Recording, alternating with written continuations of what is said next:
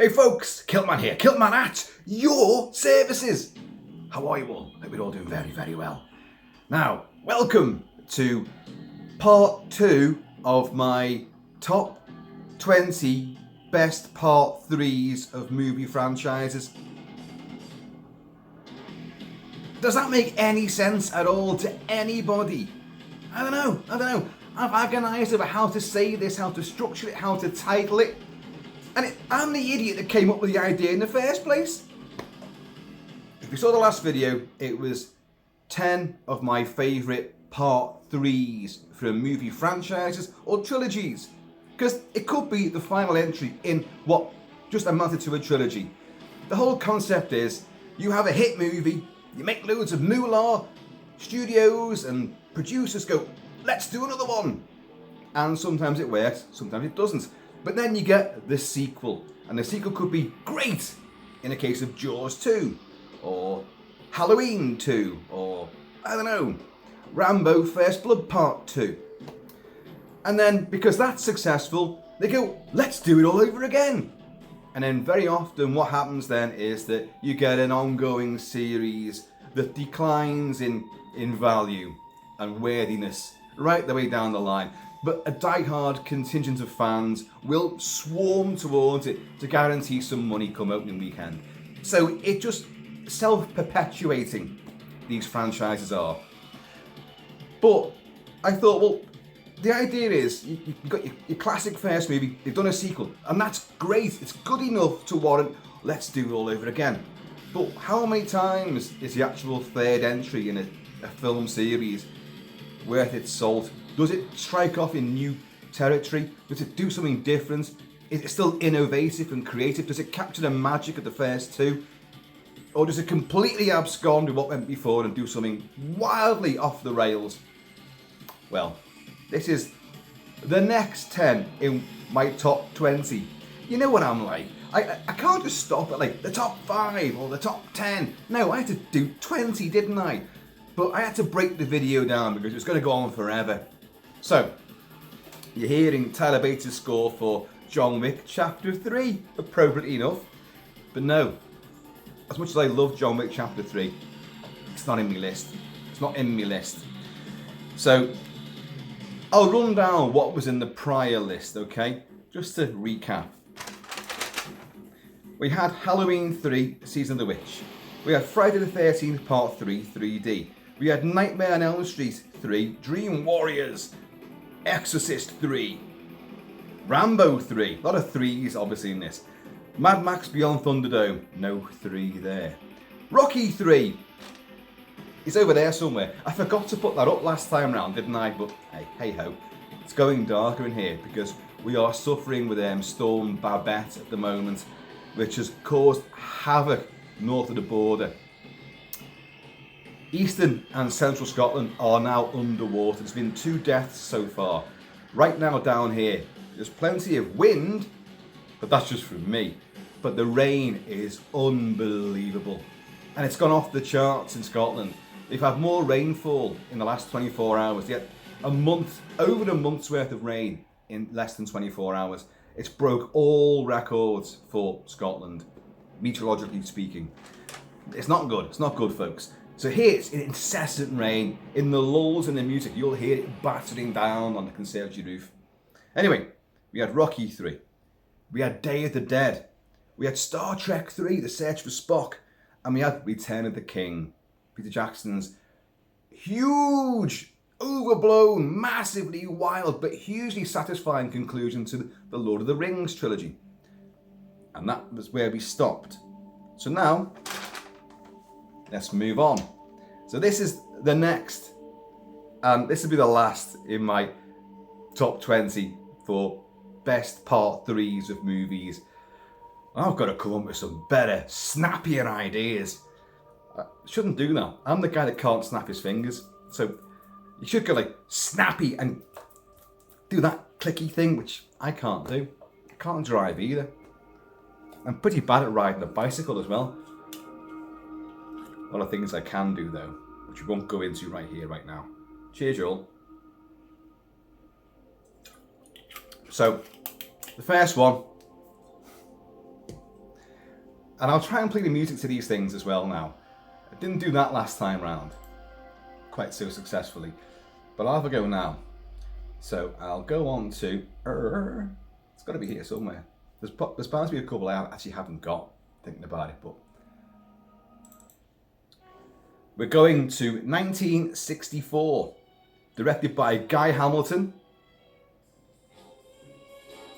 It's a James Bond outing. It's the third James Bond official outing. You had Dr. No, you had From Russia with Love, and then you got Goldfinger. And of course, Goldfinger is the one that cemented Connery as Bond, as 007, and is a perennial favourite among Bond fans and everybody else who's just like a part-timer. Part-timer! This is the one where everything came to fruition. Guy Hamilton directs it, Connery's in it for the third time round. Ian Fleming despised the idea of this basic Scottish pitbull, pugilist, dock worker. What? Playing my super suave secret agent Bond? Then he saw Dr. No and went, shit, that is Bond. I'll now give him a Scottish background, which is what he did. And then he got From Russia with Love, which I think the idea behind From Russia with Love, really by making that one, they made it an espionage movie. They made it a very 60s, very set piece designed, but ongoing narrative with twists and turns. It's not action heavy, although there is fights. Obviously, you've got one of the greatest fights in cinema history. You've got Bond versus Red Grant. Of course, Robert Shaw.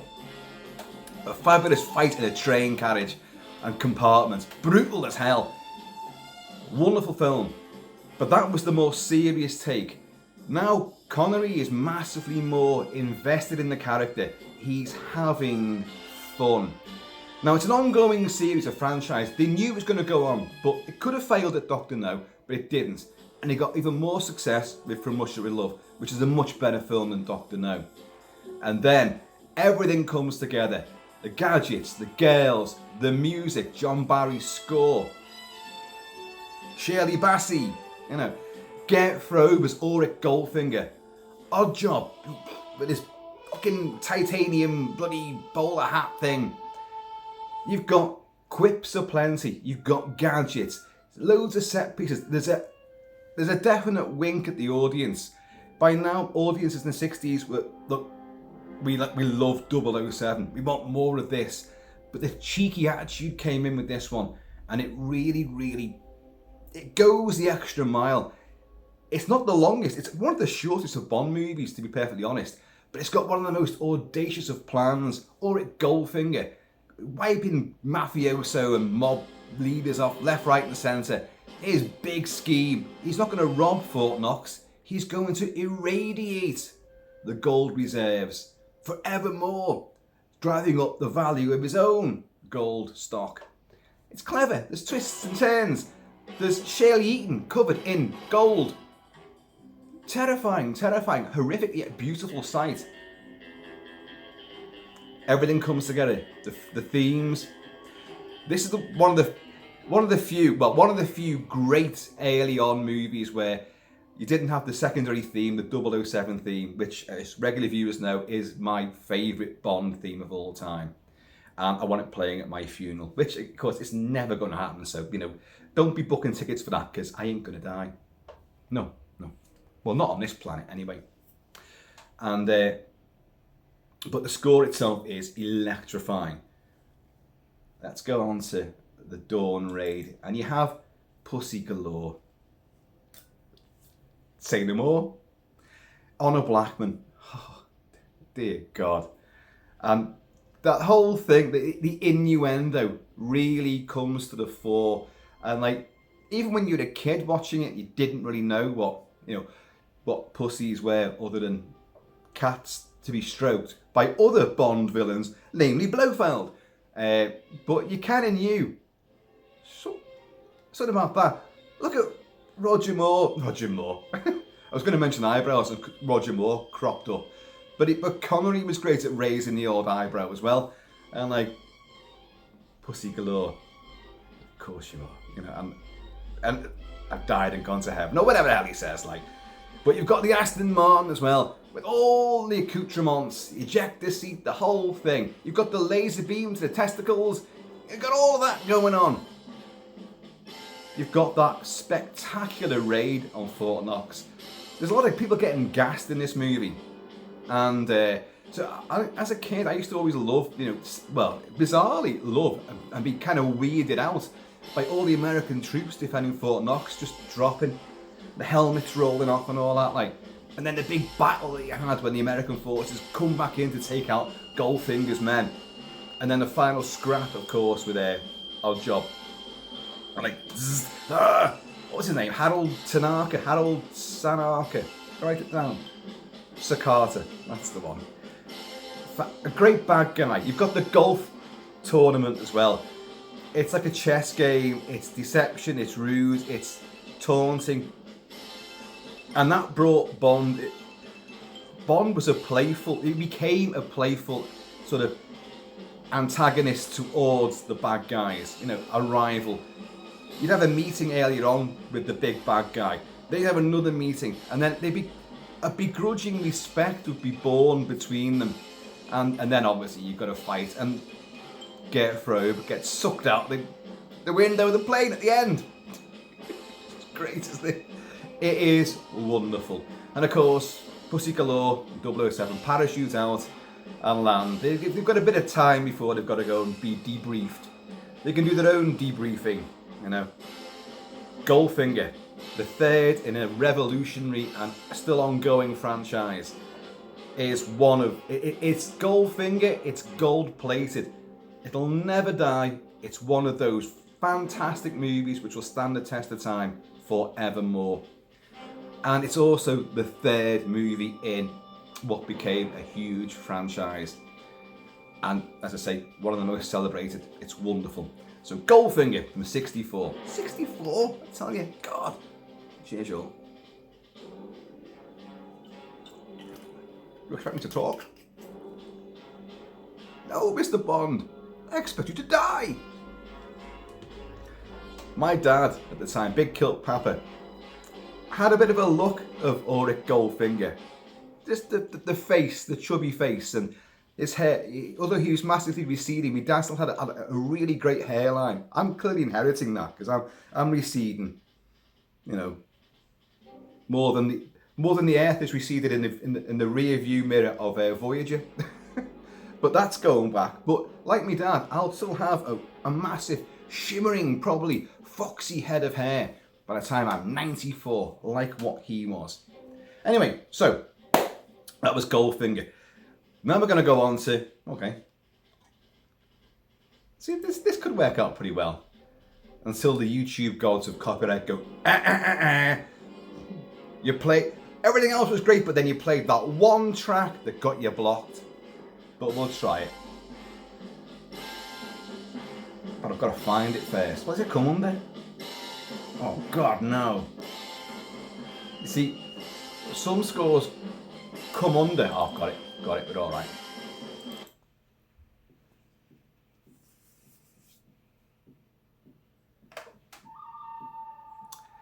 The third film in a trilogy, the Dollars trilogy.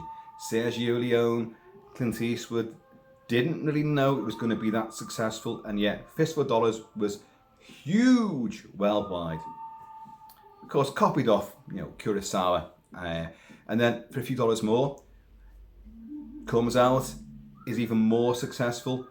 Well, we've got to do something even bigger, and this is one of those times where, a bit like Goldfinger, the studios always seem to think like, look, for the next one we must go bigger, better, more is better. And we know that in the majority of cases it isn't. It's the worst thing you can do, because they just throw excess, spend millions, but they don't think of a story or any chemistry between characters. But the exceptions to the rule, well, Goldfinger had more, and was better. This threw more. It was a Leviathan movie, the Civil War. And cleverly, in a weird sort of way, it's a prequel. So this is the part 3 that came out, and yet it's actually set before Fist for Dollars and for a few dollars more. 1966 this came out, and although Clint plays a different character in each movie, he's never been the man with no name. He has names in all 3 of the movies, but he's just iconic as the man with no name. The bounty hunter, the drifter, the man who settles scores, the loner. Comes into a town, cleans it up. He might play one gay gang, might play one gang off another for his own ends, but he ends up being the anti-hero, or in some people's eyes, the hero. But he's always in it for himself. Again, the same with for a few dollars more. Although he does form a begrudging partnership with Colonel Mortimer, Lee Van Cleef. Sorry, I stuttered on that one because, as many of you know, I had a business way back in, the early 2000s, selling action figure stands, and we were called Scene in 3D, as in movie scene in 3D. So you put your figure on the stand. So it was create your own movie scenes, but it'd be in 3D because it's a genuine 3D figure. So, with my busy mate at the time, his name's Keith, but he looked like Lee Van Cleef. So I used to call him Lee Van Keith. I know, there's logic here somewhere down the line. So that's why I get confused. I very often call Lee Van Cleef Lee Van Keith. Anyway, a blast from the past there. But he has a begrudging sort of almost father-son relationship with Lee Van Cleef's Colonel Mortimer, another bounty hunter on a massive vengeance vendetta in for a few dollars more. So Leone and Dardano Sacchetti, they come up with, and Dario Argento, who worked on this as well, they come up with a prequel to show how he gets the poncho, how he gets the gauntlet, and everything about the accoutrements of the man with no name we see in The Good, the Bad and the Ugly, which is set before the first 2 movies with an entirely different character, called Blondie. But into this mix, you have Lee Van Keith coming back, but he's playing the bad guy, an evil bastard, another bounty hunter, another thief, called Angel Eyes, because those cruel, dark, crystalline, like chips of ebony his eyes are in that movie. And anyone gets in his way, he's going to kill him, doesn't care. And he's a ruthless bastard. He'll torture people as well to get what he wants. There's gold somewhere, there's a fortune in a grave somewhere, but a dying soldier whispers it in someone's ear. Clint's ear. So they all need Clint to lead them to this. I say they all, because the third part of this triumvirate, and possibly the star of the movie, is Eli Wallach as Tuco. Eli Wallach was also the Mexican bandit leader in The Magnificent Seven. It's wonderful in that. Very charismatic. But he's exceptional in this.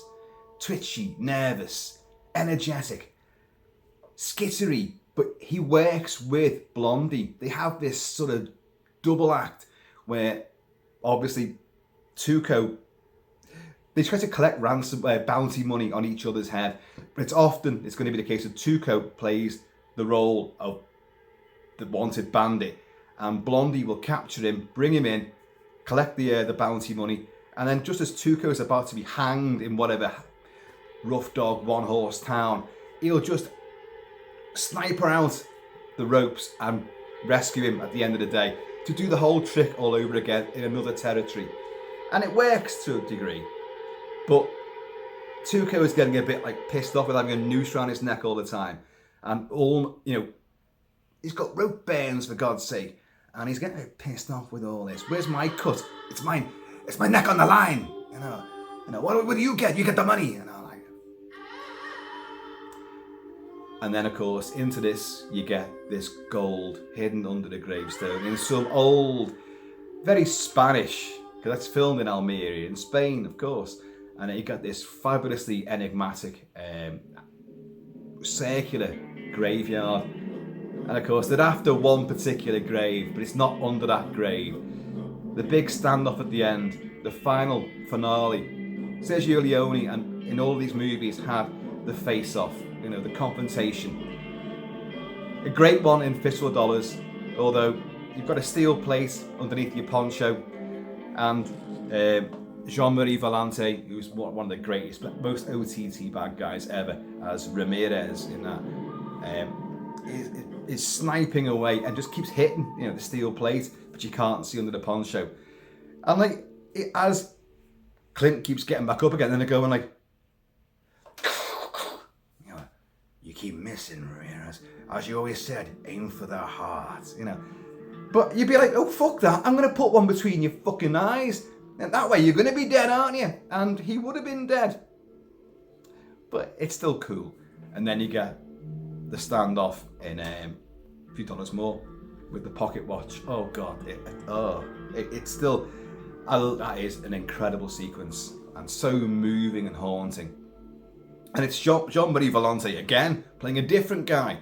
Also, another massively reefer madness, psychotic bastard, like, and a rapist as well. Let's not forget that.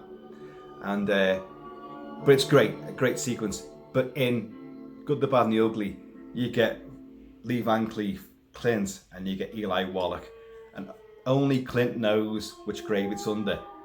I'm going to write this underneath this stone, and I'm going to put it here. But we're gonna.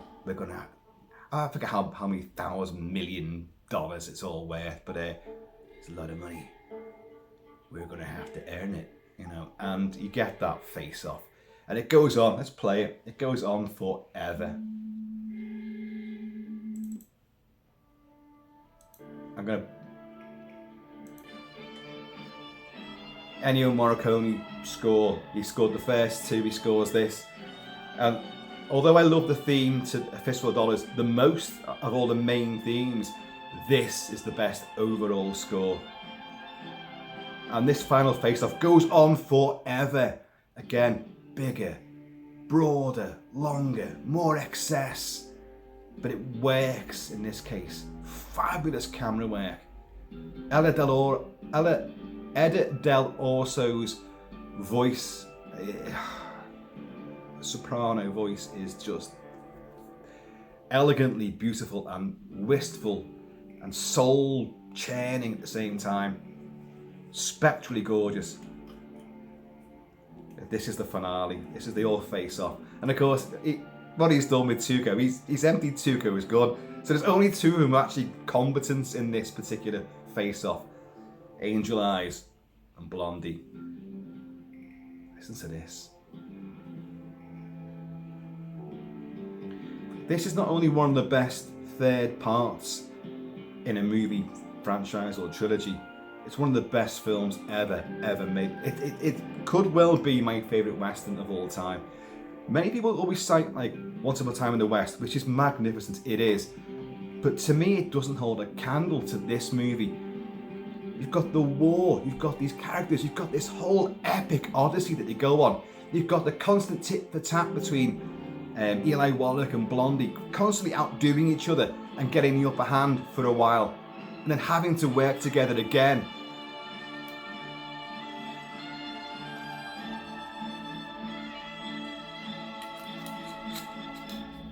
I won't spend this long on all of these, by the way. We're only on the second one, for God's sake. But it's just the camera work, the close-ups, the twitchy fingers and the eyes looking, especially Eli Wallach. And that great sequence where he picks his own gun and he chops and changes, customises his own revolver with all different bits and bobs. He came up with that idea and ad-libbed the whole bloody thing, and Leone was just like, that's great. Keep it in. You've got that Mexican mariachi flavour to it. This old, almost Etruscan cemetery. And then you're going to get that final explosive. Eyes, eyes, eyes, hands, hands. Again, that's echoing the pocket watch theme from For a Few Dollars More. And it goes on for such an excruciatingly long time. But you love every scintillating second of it. Listen to that. It's mimicking gunshots. And of course, the main title, you have the howl of a musical version of and vocalized version of the howl of a coyote.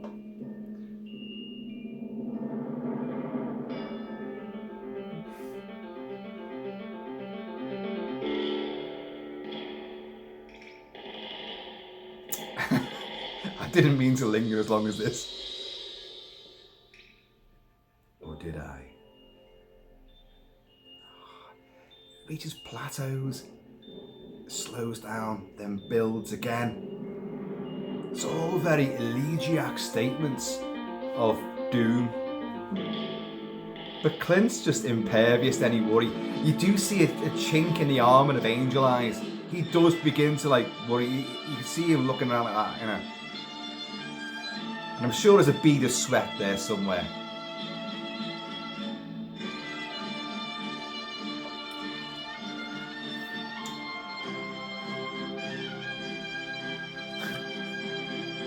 It just goes on forever.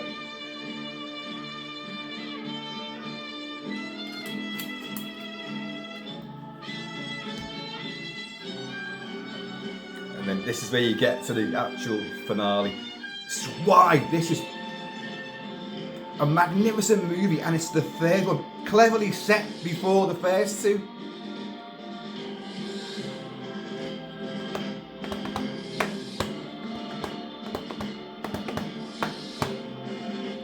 And of course, Angel Eyes will be killed, and even though he's still reaching for his gun, Clint will just shoot him into the grave, and then shoot his hat into the grave as well, and then he'll pick up the rock. But whose name is it?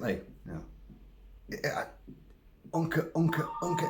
There's no name on it because it's written unknown. It's the tomb of the unknown soldier, basically, and that's where the treasure is. So he makes Tuco dig it all out. And he loads it on this poor bloody horse, which Clint then rides off on, having left Tuco with a noose round his neck, straddling. His boot heels are on this very rickety wooden cross.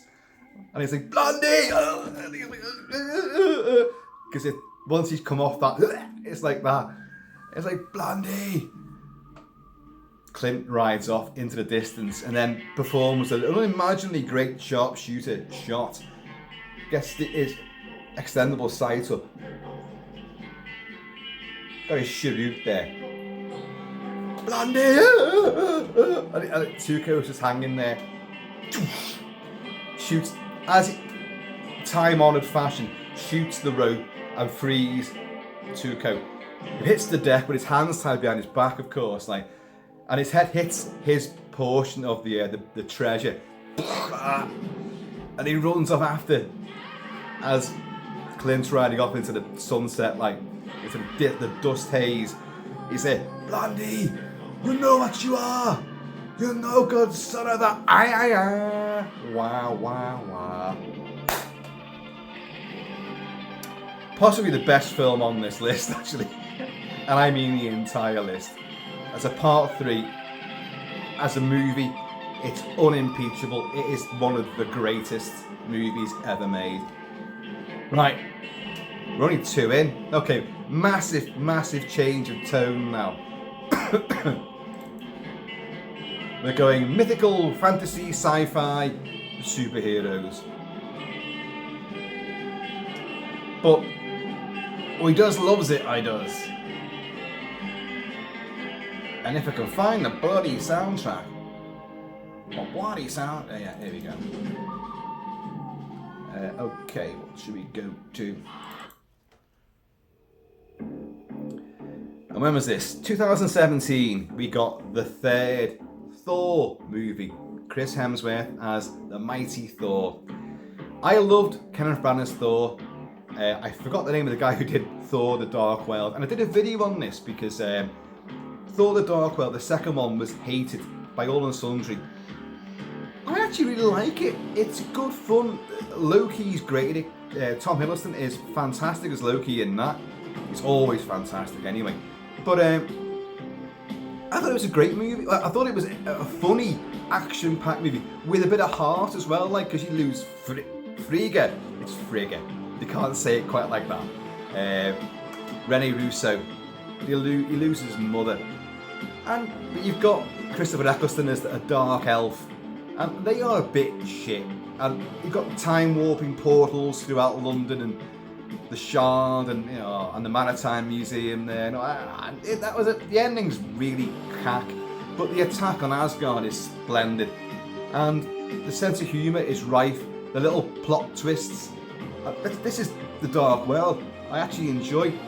So the first two I enjoyed, and then you get Taika Waititi comes in with his devil-may-care, bizarre sense of humour and outre ideas for, look, I'm going to come into this, but I'm bringing my own sensibilities. So this is not going to be what Marvel anticipated or any audience anticipated. But if you'd seen, what we do in the shadows, if you'd seen that, you'd know sort of what you were going to get. Because it's irreverent sense of humour, the great dialogue, the witty, sarcastic, off-the-wall dialogue, and the derailing and deconstruction of Thor. Thor was an idiot in the first two movies, but he was heartfelt, he was forthright, he was brave, full of bravado. But he's absolutely full of his own genius, his own brilliance in the field. But he's made to look a complete idiot throughout most of the movie, and that's what makes it work. I had a ball with Thor Ragnarok. It tells a great big story, and it tells it with the right balance of anarchic humour, great action set pieces, fighting the Hulk in the arena. Jeff Goldblum, oh my god, he was outstanding in it as the Grand Master. Is it Grand Master or Grand Wizard? Whatever he's called, like Games Master. I forget now, but he's wonderful in it. And you've got some great space battles and chases and stuff. Like, the effects are wonderful. There's only a couple of times where the humour slightly doesn't land, but he's a Kiwi, and sometimes their humour doesn't really work. I'm joking. I actually love Thor Ragnarok. Big money and a lot riding on it as well. It might not have worked. The humour might not have paid off. But for a third movie in, and of course I know we've been in the Avengers, but we're talking the Thor movie franchise itself. And Taika Waititi, I celebrated this movie when it came out. I loved it. What's his name? Mark Mothersbaugh does the score for it. It's wonderful. You're not hearing the best bits here, but let's go on to... Because it's kind of funky as well. It brings in a bit of an 80s vibe with 80s sort of synth. Because that's what Taika Waititi wanted. So it's colourful, it's gaudy. The sense of humour is there. You've got Clancy Brown playing, who's the great bastard who's got to come back and rake Ragnarok on Asgard's ass. What's his name? Forgot his name, doesn't matter. But at the start, when you meet Thor sitting in a cage, oh yeah, I bet you're wondering how I got here. Well, he narrates it, and it disarms you, and it makes Chris Hemsworth really leapt out from his pretty boy heroics in other movies to becoming a really comedic sort of superstar in his own right. And his timing, his comedy was excellent. Listen to this sort of old style, almost analog style, over embellished synth.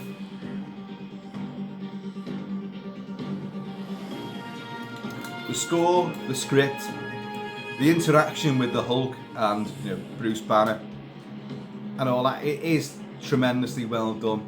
It's a great bromance movie. Tom Hiddleston is fantastic, of course, as Loki. And all this, like, and when he sees the Hulk, he's like, oh my god, because he remembers from the first Avengers movie. I love it. I think it's outstanding. So as a third movie in a franchise, it's a winner. They went and fucked it all up, of course, with Thor: Love and Thunder, which I remember me really building up the hype for it because I was so excited. I loved the trailers for it. Taika Waititi's back, Hemsworth's back, everyone's back. Oh, and you're going to get Jane. Jane Foster's going to become Lady Thor. Well, they didn't say that beforehand, but we kind of knew. If you're fans of the comic books, you knew it was going to happen. Russell Crowe as Zeus. The trailers were hysterical. The film was shit. Shit. And it proved that Taika Waititi, you can have too much of a good thing. And he went too far. And he blew it. He shot himself in the Devil's Anus, which is a track on it. We're playing it right now, the Devil's Anus. It's a great big portal, you know, in space and time. And it was a ruined movie. It was so bad, in fact, that I don't want to see a Taika Waititi movie ever again, apart from Ragnarok, because I hated it that much.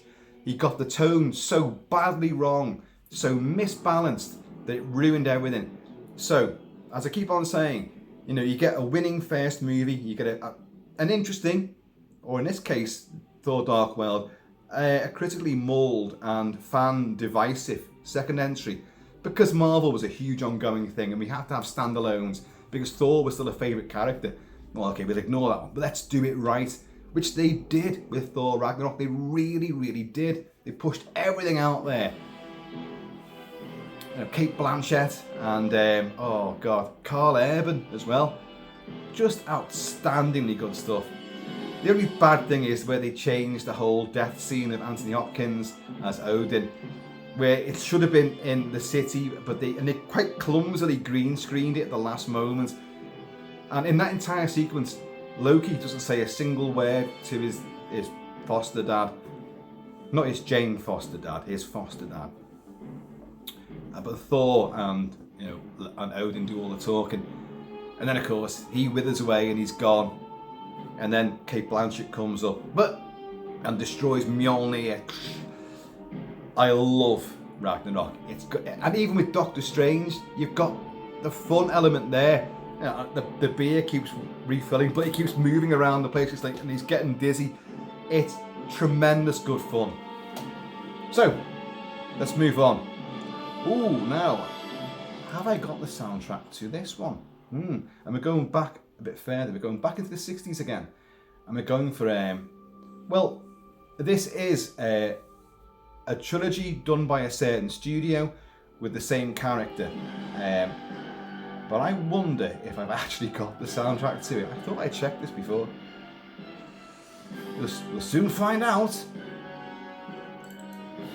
We do.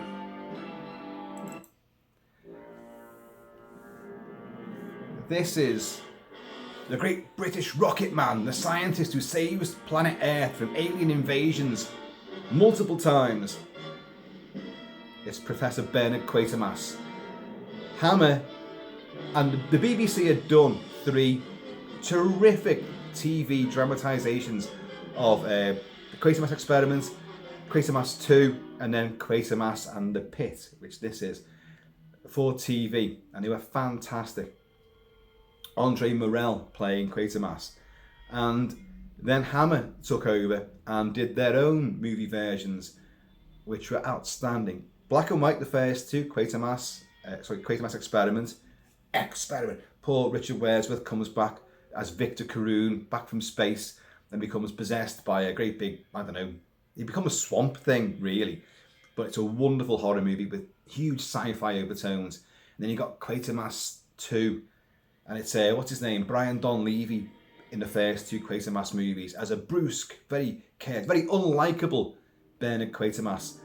And you get one of these commuter towns gets set up in Quatermass 2, but it's alien run, and they're harvesting food and they're bringing more of their people down, but they're also turning the local population of the villages surrounding into zombies working for them. But a huge mutant gelatinous mass has to be battled by our beleaguered, ragtag refugees and freedom fighters for Earth, Brian Donlevy and Sid James. It's true. Yeah. But it's a wonderful movie.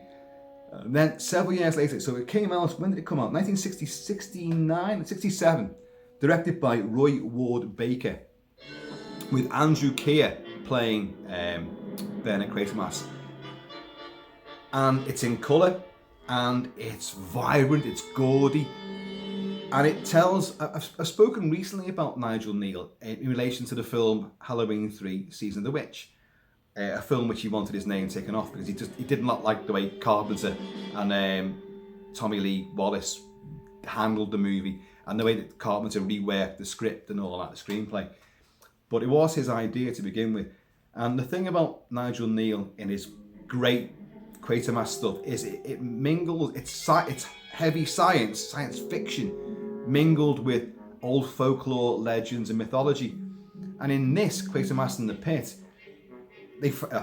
Hobbs End, Hob is another name for the devil, in London, after the Second World War and all that, they're digging down, they're excavating, they find what could be a missile, but so the British Army's there, the bomb squad are there, Danger UXB, and unexploded bomb.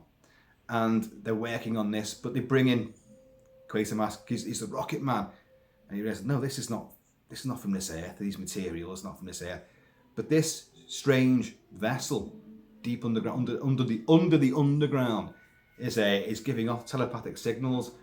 And what it is, it's Martians. Yes, Martians. Martian grasshoppers, to be more specific, who've come from their dying planet and come here, but crash landed and millennia before. And their influence has infected all mankind, the people that live there, the tribes that moved out across the world. And it's formed the basis of, because of impressions put on people's minds throughout history. The devil and demons, all of the occult and Satanism and that whole imagination, religion is formed out of the telepathic imprint that these long dead Martians have put into human beings' minds. But they have the power to reawaken the essence of these Martians. So you have some classic scenes of people being possessed. You've got the great Barbara Shelley's in there. Barbara Shelley. Gorgeous redhead, fabulously attractive woman. And she's a wonderful actress too. Oh, that sounded really bad, didn't it? I went on about the boobage, and then and a good actress too. But hey, I'm a man, flesh and blood. So I say what I like, and I like what I bloody well say. Come hell or high water. But she's great in this, and she's the assistant for Quatermass. Andrew Keir is wonderful. With his beard, he's taciturn. He's a Scotsman, like, and he's he's a bit friendlier than Brian Donlevy, but he's still not the greatest of guys. On a sort of social level. But you've got workers there who, one guy in particular, he's working late one night, they've got the excavation site there, and all his cables start becoming electrified and coming alive, and he hears all these voices and sounds in his head, and he runs out like he's gone completely mad because he's seeing the Martians and the Martian sort of evacuation and maybe genocide they were committing on each other. And shades of Forbidden Planet there, really, with the Krell turning on themselves. And but I forget the guy's name now, but he's wonderful. And the way he describes it to them, they obviously interrogating him. What did he see? What? I can see them all running, leaping. But he put so much, and he did see this. It's a great performance. You've got Colonel Breen, played by, I've forgotten his name, and didn't write it down either. But he's the typical, of its time, the big brash authoritarian, sort of the army, the military's come in. You had it with many American movies. In particular, one of my favourites, The Thing from Another World, where the military just take over from the scientists and like, fuck what you say. We've got to protect ourselves from the alien. But no, we can learn so much from him as, the thing plays out. But it turns out that the military are right. But it's an age-old story, the military versus, science. You see it in Day of the Dead, which was in my first top 10 of part 3s. And it plays out there as well. The scientists are trying to do the right thing, but the military are like just hardline, and in fact in that film they don't give two shits about anything because they know the world's come to an end, and we've got the guns, so we're in charge of you. So shut up. Stats and numbers mean nothing to us. Like, but anyway, we sort of get pissed and fire our guns, and there's only one woman in here, and we were interested in you as well.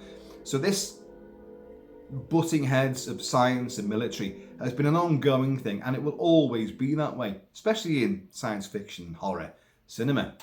And so Colonel Breen is like, no, we've got to destroy this bloody thing, you know. And I, no, you don't understand, you know, you can't, because it's going to energize the whole thing. And in a great and kind of shocking moment, Breen gets the full force of the psychic energies of the Martians, and he stands there, and he's flambéed, and you just see him, he glows like the poster guy from The Thing, John Carpenter's version of The Thing. The poster guy standing there in the park, like, and his face has just become a kaleidoscope of crystal shards. He gets that. Also very similar to Dan O'Halloran in Halloween 3 Season of the Witch, when Tom Atkins defeats all this nefarious warlock's deeds with the Silver Shamrock Emporium and these devilish masks with the little microchip, the diabolical microchip in the back of them. Because he stands there and all the laser beams go into him, Dan O'Halloran, Halloween 3, and he becomes, that's Conal Cochran, he becomes this solidified chunk which just warps out and gone. Well, that's like Colonel Breen, only you see the remains of him, and he's burnt to a frazzle, he's mutated and burnt and barbecued. But one of the other scientists, whose name, again I've forgotten his name, and he's a wonderful actor. Oh God, he's in many movies, and I just can't remember his name. But in the end, you see a huge effigy of the Martian leader towering over London, and he manages to get into a crane and like smash the crane into this thing, causing electrical charges and to destroy this thing, reverse the particles or whatever it is, like, you know, the energy. I've forgotten, but that's what they do at the end. The film also inspired the likes of Toby Hooper's and Dan O'Bannon's Life Force. Very similar in many ways. I've covered Life Force a lot. I think I did a commentary track for it as well. That was fun, if I remember rightly. If you haven't seen it, do go check it out. Not the film, my commentary track. But Quatermass in the Pit builds on all the themes from the first two Quatermass movies and Nigel Neal's original stories and treatments. He wrote the screenplays for the first few, and dovetails into this, and it's colourful, it's extravagant, it's exciting. You've got the copper who gets nervous as well, the Hobbs End, you know, the dreams and memories of these places, the infestation of this, what humankind would term as diabolical and demonic, was actually just Martian telepathic influences, lingering memories, you know, a race memory just coming to the fore and affecting people and causing our religions. It's really big. It's a great big, bombastic, clever, audacious idea. Controversial, of course, but it's a horror sci-fi movie, and it's wonderful. And you're hearing some of its eerie soundtracks right now, but we must move on. And a massive change again now. Let's go on to this. In fact, he's standing right here behind me somewhere. Oh yeah, there he is. It's Bane. It's Tom Hardy. And so this was the third of Christopher Nolan's Dark Knight trilogy. I always think it's a bit strange to call it a Dark Knight trilogy when the first one's called Batman Begins. It's just like, shit, where is it now? Oh God, where the hell?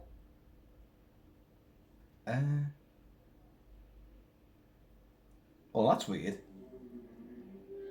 I don't appear to have it. No, don't say that.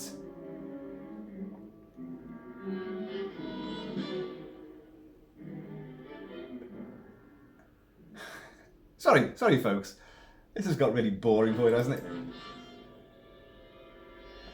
Okay. Now, we all know how much that Christopher Nolan loves James Bond. And I call his film Inception, a film I don't like, by the way. just don't rate it at all. It bores me to death. It's a huge sort of homage and take on Bondian tropes. But I love Batman Begins. Christian Bale is awesome as Batman. Batman Begins was an incredible movie, charting the origins. Then The Dark Knight, which, as many of you know, ranks as one of my all-time favourite movies. Not because it's a superhero movie. You can even just take all that out. It's a great crime thriller. It's a multiple heist movie. It's full of the most deep, shocking betrayals and twists and turns, electrifyingly exciting action sequences, and just I love it. How could you go better than that? Well, you couldn't. The Dark Knight Rises is not better than that. It isn't. In fact, in many ways, it's a badly flawed movie. There's a lot of elements of this movie I do not like, but what it does do spectacularly well is excitement, heart, soul, and the creation of that guy, Tom Hardy's inhabiting of that character. Yes, in the comic books, he's much bigger, much more brawny, and far more, well, I would say eloquent, but he's bloody eloquent in this, despite that silverback gorilla muzzle.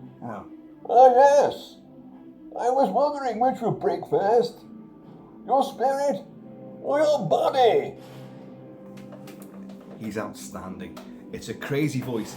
This opening sequence, you've got Aidan Gillen playing some kind of CIA guy who makes a really dumb mistake. Like, some guys just pull up. And we've got some of these guys that work for Bane. The masked man, Bane.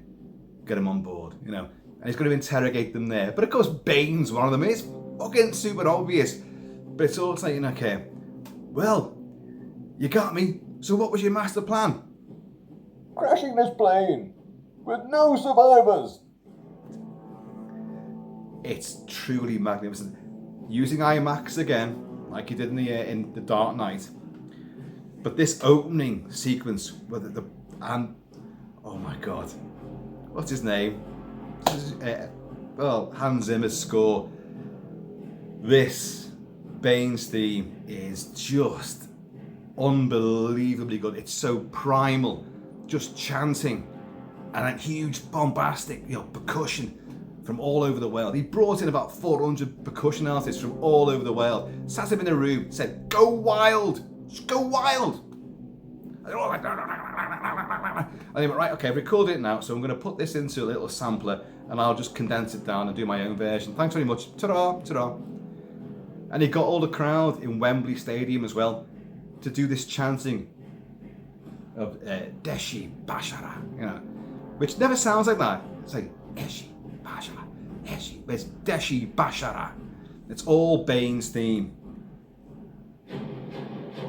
But the takedown of that plane, it's just like you're sitting there and you're like, oh my god, this is fucking big, brutal, action-packed, and he's so great.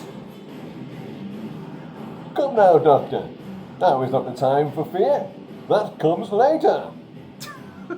God. And then he'd take over Gotham, and it's a bit Michael Caine again as Alfred. He was coming to his fore. He was saying things about me and my friends in the Dark Knight, about alluding to his special forces days and his days as a mercenary, without giving too much away. Tantalizing. In this, he just fucking cries. I should have told you. I'm so sorry. Oh, come on.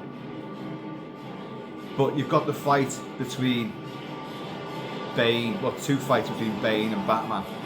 And of course, Batman now, he's older, he's crippled, got a dodgy knee, he's got more fractures and hernias than an elephant that's fallen down the Grand Canyon. But Bale is brilliant as well. Listen to this. There's no way on earth you can't feel electrified by this. And you've got what's her face, Selena Kyle, Catwoman. Again, whatever her name is. She's great, super sexy, really cool. Putting a stilettoed heel against some guy's throat, but striking that pose. Wonderful stuff. You've got the back copters and all that going in there. You've got the tumblers en masse in their desert camp, but they're being used by Bane. Bane takes over the stadium, then Bane obviously holds all of Gotham to ransom while the Dark Knight is trying to recover his spinal injury, because he breaks his back. It's the famous breaking Batman's back from the comic books, and wow, he does it. That fight is amazing. You're genuinely terrified because you know that however Batman fights, and he's using all his claws on his, on the side of his forearms and his gloves and all this, what is it now? What is it, Nightmare? Oh, deception. Hang on. I forgot the fucking line now. Powerful agents. To the uninitiated. But we are initiated, aren't we, Bruce? Members of the League of Shadows. I've been to Batman conventions in the full Bane regalia. The first time I did it, I actually shaved my long hair down to the wood. I was bald, and I had the mask on. I'm pointing over there where you can't see, but the big sheepskin jacket, I've got that, like the aviator jacket, the proper one is out there. In this weather, when I walk the dog, I might have to wear it later. And with the mask on, which is quite tight, and I was really bulked up as well. I'd massively, really gone to town for weeks beforehand, and I was doing the voice, and it went down a treat. But now I've forgotten half the lines. You came back. Again, I've forgotten half the lines. Oh dear God! But it's a wonderful movie. It is hugely flawed narrative-wise. There's loads of stupid elements which I just go, oh, what? Why? And a lot of it was derailed by the fact that Heath Ledger, sadly, was no longer around after playing so extraordinarily well the Joker. The best rendition of the Joker you could ever expect. It came out of nowhere. I don't know how he found that character.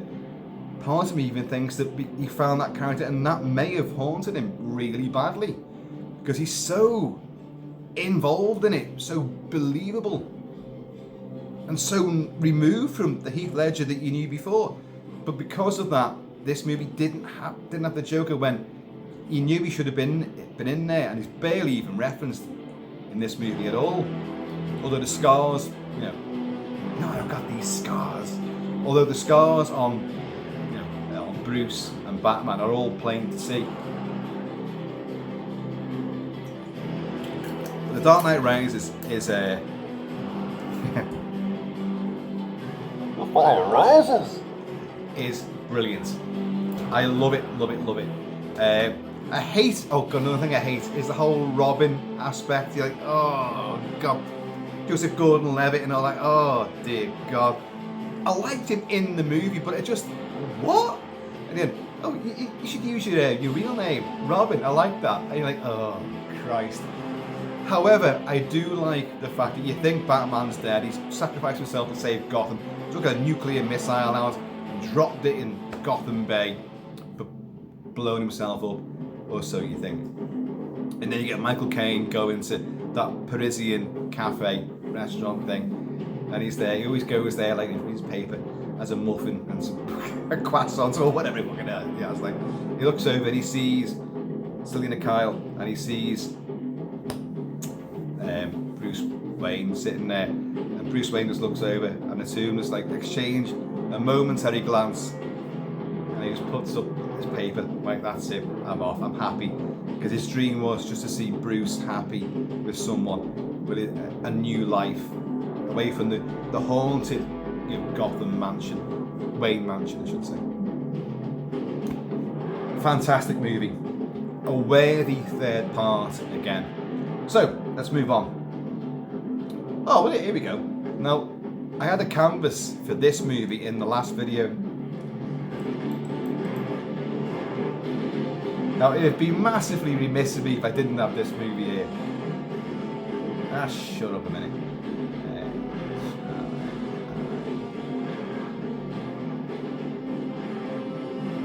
Son of a bitch.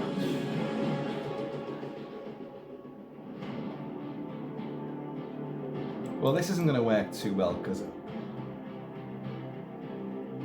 Oh, go on this.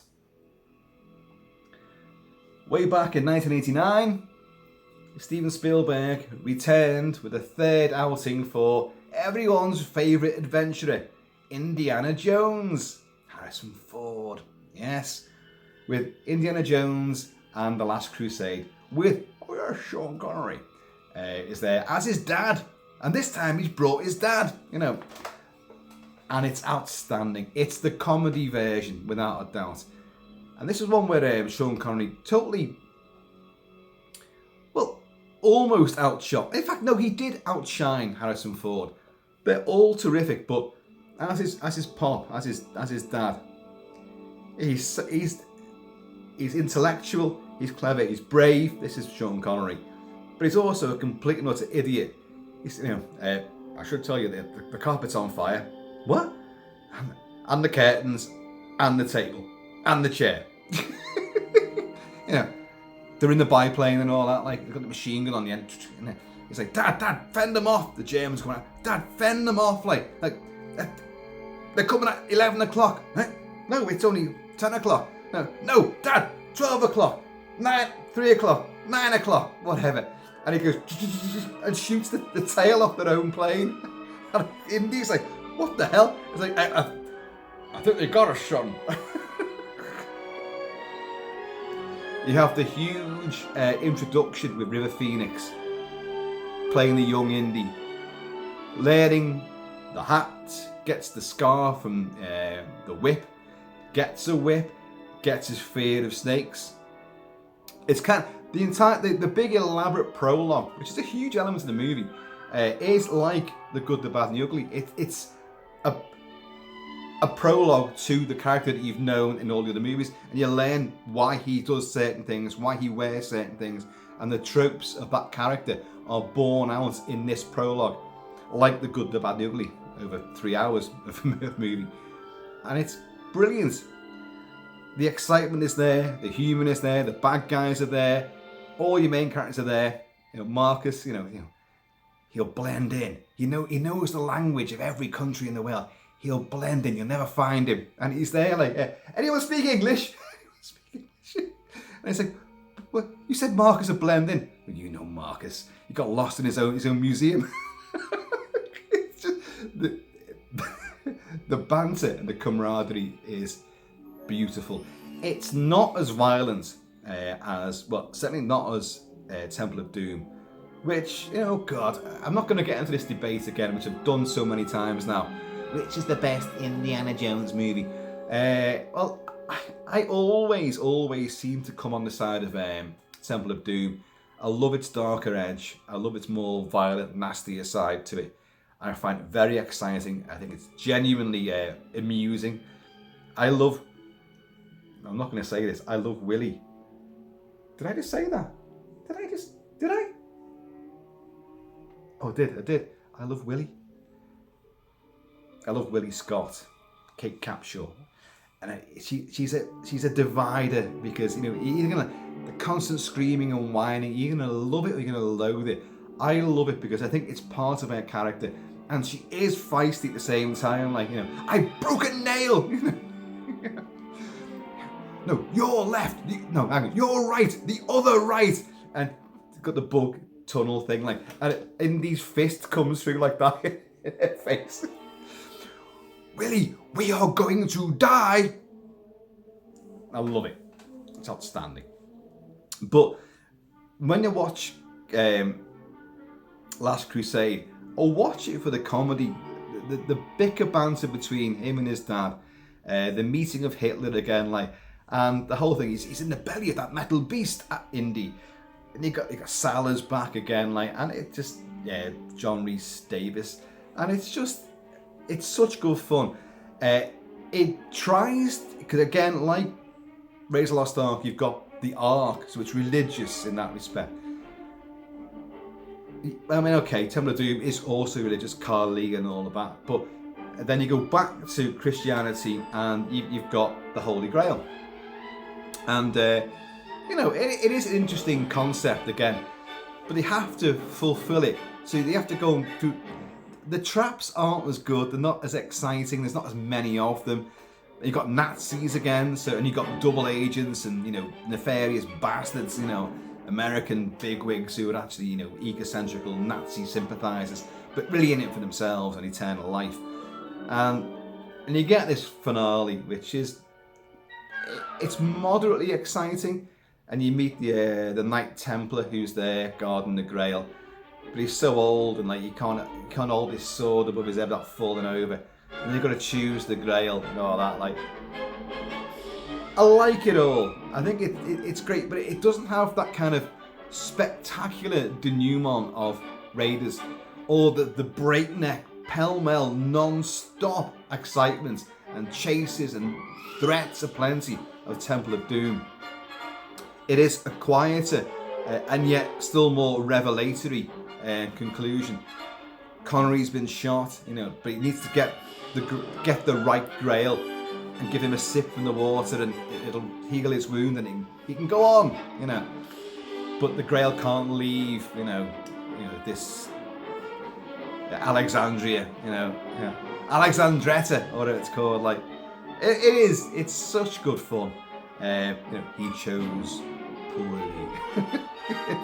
But at least Connery's indie dad does get to see the knight just wave farewell, because he can't leave the place.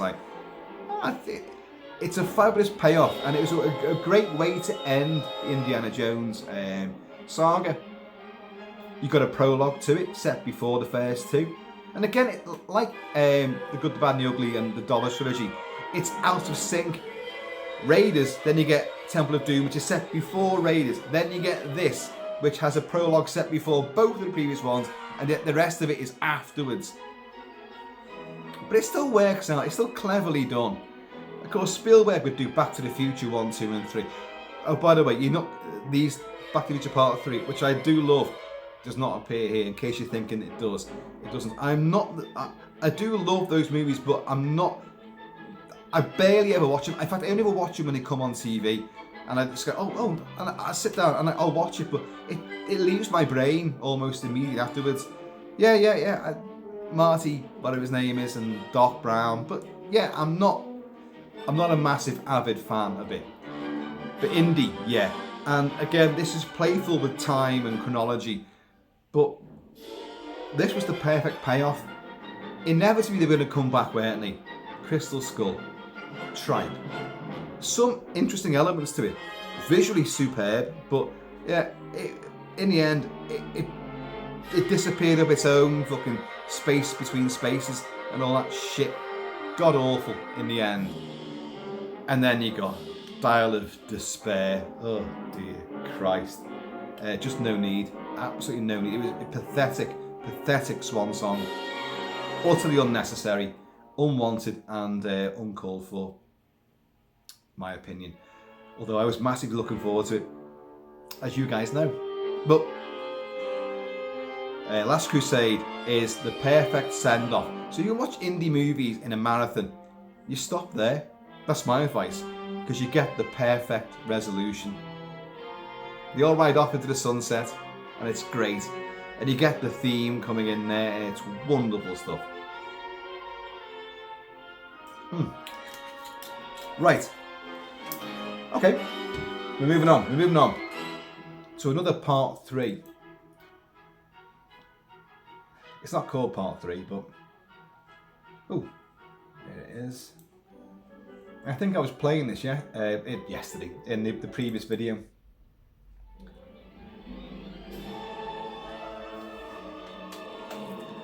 It is the third installment, cinematic installment of the Deadite saga. Ash fighting Deadites. The Evil Dead 3, aka Army of Darkness. You know what I'm going to say. It should have been called The Medieval Dead. Evil Dead 3. The Medieval Dead. The Medieval Dead. It's fucking perfect. Why didn't they do it? I don't know. The gods offer no answers. But I'm sure Raimi still thinks, you know. Now, Evil Dead, the first one, is a profound video nasty. It's still very funny. It's still a very funny, darkly, blackly, and quite, horrendously violent movie. But it has got a black streak of humour, of ghoulish fun going through it. And I love it. Evil Dead 2, I've covered a lot. I've done a commentary track for that movie as well. And that is just outstanding. It strikes that balance between... It does what... This whole thing about the third movie. Smash it, first movie. Let's do another one. Evil Dead 2. Let's take elements of that, but let's not be as controversial. Let's pare down the gore and violence. Let's change the colour of the blood to get away with it, which they did. And let's inject more humour. And wow, the Evil Dead 2 work. It's a knockout movie. Fabulous film. Where do you go after that? Well, you sent Ash ricocheting through a time warp again. You've opened up the doorway between dimensions. Necronomicon has fucking wrought havoc. And he's busted back to the Middle Ages or some quasi weird fucking time, like meant to be an oldie medieval England. Yeah, because we had deserts and and sagebrush and all that, like in old quaint England. But Ash, it's more of a comedy and definitely more of a fantasy. Raimi's having a ball again. Ash, Bruce Campbell, is enjoying himself. This is my boomstick, and they're like, ugh, all these peasants, you primitive screwheads, you've got plenty of grooviness. You've got the quest to get the right Book of the Dead. But there's 3 of them there on this beautiful, bizarre stone altar thing. Like, he's gotta say the words, and of course the words are Klaatu Barada Nikto, which is from it's the shutdown command from The Day the Air Stood Still, with Klaatu, Michael Rennie, and Gort, the great big robot. You wanted to shut down Klaatu Barada Nikto, but it's not fucking destroying all the American forces. You could level the entire planet with that laser beam eye. But that's the in-joke, so you've got to say that. But of course he forgets the fucking third word, doesn't he? Klaatu Barada... Fucking hell. Klaatu Barada... Noodles, nipples. He just can't forget, because he fucks it up. He brings about, the dead will rise and attack the castle and all that. But you've had him with the three books, first of all. He picks the first one, and it sucks him in, it's like, oh, you. His face gets fucking dragged out like that. Is that? With the chin down. Bruce, his chin's down to the floor. And he just does that. And his face goes back to normal. You've had the mini ashes, the little ashes, which run round and persecute him. And he's banging his head on fucking pipes and puts his face on the stove. They pour boiling water down his throat. And it's just... And one of them goes inside him and all this, And then, of course, itchy, what's that? Has a look. There's an eyeball there. What the... And evil Ash comes out of him. Played again by Bruce Campbell. And they fight and all that. And he, you're goody two-shoes. You're goody two-shoes. And he's poking our Ash in the eyes and hitting him in the balls and fucking that. And Ash has still got the shotgun. He goes like, I ain't that good. Boom! Blows his face off. It's still not gory. There's fountains of the red stuff in it, but it's so... It's not... You don't see it coming out of anybody. The pit witch and all that. When it gets flung into the dungeons with spiked walls closing in and all that. But this horrible Harridan hag witch thing. But he manages to use his chainsaw and... Oh, God, yeah. But anyway, it's a good, fun movie. It's not a patch on the first 2. It simply isn't. But I do apologise for this. I'm talking that much. My throat is going dry. And gotta remember, I do these things and I don't stop talking. There's no cuts, no edits, no nothing like that. So I don't stop to interview someone else and let them talk. It's just me. It's me the entire time. And don't you guys know it. But it is hysterically funny. It's not as dark, it's not as gloomy, it's nowhere near as violent, but it has a great ghoulish sense of humour to it. And like I've been saying about all of these movies, these are third entries after two great successes that do, again, try to rehash what was gone before, but do it successfully, or go off on a different tangent and yet do that successfully and still retain the badge, the brand with honour. And they're still great movies in their own right. I'll pick that out. These are also all films where you can watch, if you've seen the first two, you haven't got to watch 1, 2 and 3 to enjoy 3 again. You can just pick the third part out and watch it as its own movie. And it works. They all work. A lot of them, especially like Crazy Master in the Pit, are not exactly connected to the previous two movies, and yet the same characters and the same sort of overall scenario, but they're done in a different fashion, different way. And Army of Darkness is just great good fun. Joe LaDuca does the score. Danny Elfman does the what's it called? I forgot what it's called, but it's the main march. It's the March of the Dead, and it's typical Elfman stuff, and it's wonderful. Let's see if we can find that, actually. It's not called it on the... Yes, it is. It's called March of the Dead. And it's also an ode to Ray Harryhausen. A lot of stop motion takes place in this movie, and a lot of puppetry and animatronics. And so you've got, like, they're firing catapults. You've got a horde of skeletons attacking. They've got armour on.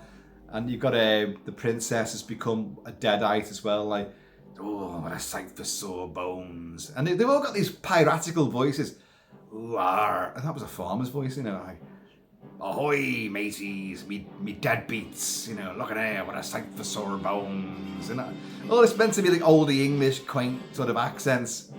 Like, no one in England ever speaks like that, ever. Or nor did they ever throughout history.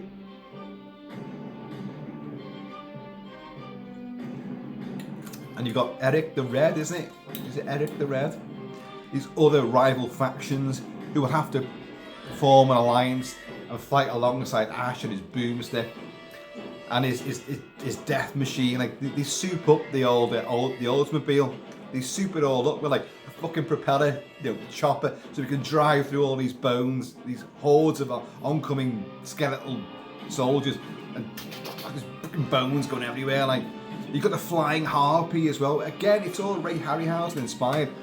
So you've got a lot of visual flair and imagination to it. And if you're a movie fan, a fantasy movie fan, you're going to pick up the references left, right and centre. It is genuinely great, good fun. And there's, yes, there are several versions of the movie, I know. But you pick whichever one you want. The body of the film itself is the same. I like the extended bits with the little ashes. They do a lot more in the extended cut, or whatever cut it's called, director's cut, I'm not sure. They do a lot more to it in this haunted windmill thing, which is just a great sort of visual reference, again, to another classic film, Frankenstein, of course.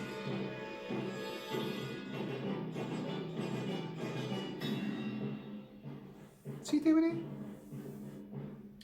But yeah, so, Army of Darkness, Evil Dead 3. The Medieval Dead, that's what we know it as. That's what it should be called. It's excellent. Love it. It's a great third movie. Right, let's move on again. Oh, right. Now here's one I have covered a lot. In fact, very recently. Let's go on to this. Oh, let's see if we can find it. I should, streamline this element, shouldn't I? I'm trying to find fucking scores of these movies. Would it come under? Oh man, I did this the other day. I actually played all this music the other day. Oh, I know where it is.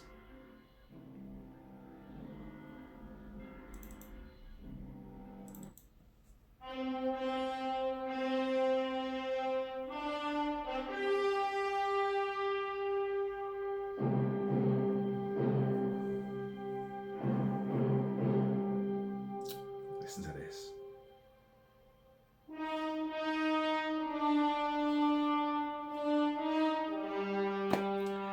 It's the final conflict. It's Damien, Omen 3, you know, or the Omen 3, the final conflict. I covered this. Let me show you.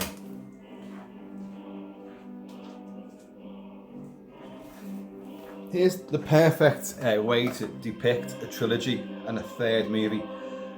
The Omen! Damien Omen 2. The final conflict.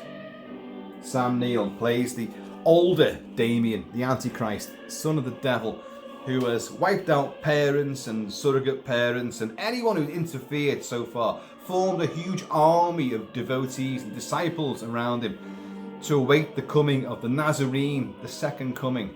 And they know it's going to happen because there's constellations and alignments of stars and things, and the knights, the monks of Megiddo. Now, gotta say something right now. What's happening in the Middle East? There is talk of Armageddon. Armageddon is a place, and do you know where that is? It's in northern Israel, and it's it's an old town called Megiddo, and it was a crossroads, a trade route, and it became very powerful. And the whole prophecies of, well, Catholicism, Christianity and Judaism always talk about the final battle of mankind will take place on the hill of Armageddon, but it's Megiddo, Armageddon, hill of Megiddo. So in this movie you have the Knights of Megiddo. You're going to kill Damien with the daggers of Megiddo, which we've seen in the first two movies. But Sam Neill is fucking amazing. Remember, he was only young when he did this, but he'd already done a load of movies. He'd worked with bloody Mel Gibson before this in a film called Attack Force Z, or Attack Force Z if you're in America, and he'd done Possession. Alex is a Polish guy's name. I can't remember it. And even if it was written here, I couldn't pronounce it anyway. With Isabella Gianni, and that's a great, bizarre movie. But he'd already made a name for himself in fantasy and horror, so he was a bit of a shoe-in to play the older Damien. And I've discussed this movie a lot because our good friend on the channel, Super Channel contributor, a great mate of mine, Steve 007 Smith, sent this only a couple of weeks ago. So I did a massive review on all of these movies, all in one. But that notwithstanding, I would always have put this movie in here because The Omen is a magnificent horror movie. It's a cultural zeitgeist movie alongside The Exorcist. It's the more populist version. Exorcist is hardline, but this is more. The Omen is more fun, more set piece orientated, and yet it does cover some dark stuff. Damien Omen 2 is more comic book in its style. I've discussed all this so many times, but it's a wonderful film in its own right. But the final conflict has issues. It has a lackluster finale to the film itself, and by extension to the whole trilogy. But then again, if you've got the Nazarene, you've got Jesus Christ coming back again. And they can just wipe out Damien with fucking a lot of shaft of light and a few daggers in his back as well. Let's not forget about that. But it's kind of like, is that it really? We usher in a lovely, spellbinding, beautiful new world with no devilry at all. Nah, it's too easy. It's too easy. But the film itself has so many profound set pieces, and again, Jerry Goldsmith's absolutely wild score, really thumpingly orchestral, satanically symphonic, full of cathedral, huge sounds and themes and motifs. very religious, religioso, I think I meant to say there, but also full of real satanic verve and dynamics, diabolical dynamics. And the set pieces, there's a slight straining for effect. Not quite as overt as in Damien Omen 2, which really kind of goes out there. The guy in the lift is a bit, that's kind of like really going helter-skelter with like, let's come up with a great death scene just for the sake of it. But that's what they do. But in this, it's kind of a bit more, you've got the OTT one of the Mad Monk. These monks are the most inept assassins ever. They really are shite. Who tries to kill Damien during a live TV interview, because Damien's now head of Thorn Industries and he's going for presidency. He's going for like office, and that's what he's got such power and clout now. And he's being interviewed like, and this monk fucks up good style on the TV set, falls off a gantry, gets his foot caught in the rope, swings across. He can't even stab Damien on the way across. Like, gets caught up in these plastic curtain things, like, and suddenly another accident ensues and flames are there, and he's getting barbecued and he's sliding past like this flaming pendulum like that across the screen, and they're just like, but Damien knows. Fucked up there, didn't you, mate? It's just, so there's a bit of a straining for effect there, but it has the hunt. Oh god. Oh god. That's a bit of Eli Wallach does this. He goes like a lot. He has got no idea what he's doing in The Good, the Bad and the Ugly. Let's go for it though. Let's go for the hunt, because we love it. And this is another reason why I love this movie. Jerry Goldsmith should have had 1,000 Oscars for his scores. He got 1 for The Omen, but he should have got 1 for this as well. Even for this, just this track alone, The Hunt. I'm not going to go into the full thing again. I've done this several times. I've done videos just on this track itself and the scene in question, the fox hunting sequence. And the inept monks that lead Damien astray with a false decoy to trap him on a bridge. But Damien's got his dogs with him. No, they're not the Rottweilers this time. He's got a pack of hunting dogs who will take out one of these inept assassin monks.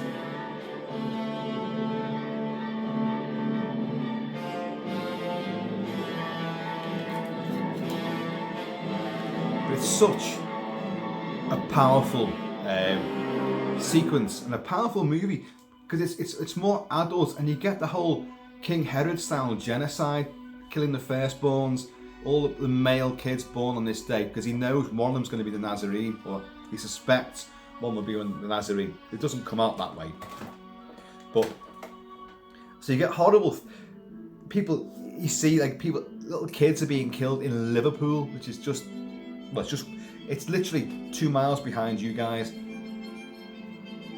2.5 miles. Got the river, the Mersey, but, and it's just like, oh no, it kind of brings it home.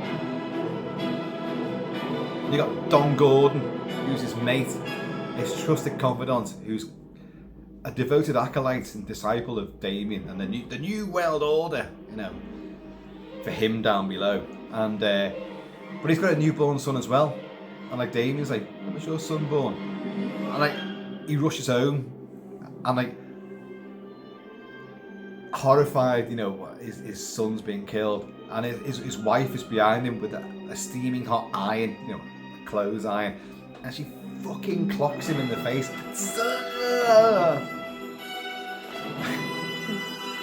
Because he's obviously, he's betrayed Damien as well,